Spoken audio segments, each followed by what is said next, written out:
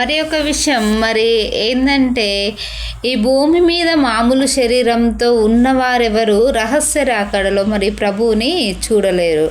కేవలం మహిమ శరీరం పొందుకున్న వారు మాత్రమే మధ్యాకాశంలోకి వెళ్ళి ప్రభువును చూడగలుగుతారు. విశ్వాసంలో గట్టిగా నిలిచిన వారు మాత్రమే ఈ ఎత్తబడే సంఘంలో ఉంటారు. అంతేగాని కేవలం క్రైస్తవులు అయినంత మాత్రంన ఎవ్వరూ ఎత్తబడరు.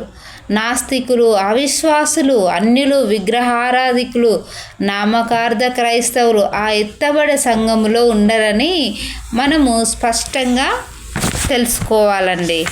అంతే కదా, మనకన్నీ తెలుసుండాలి.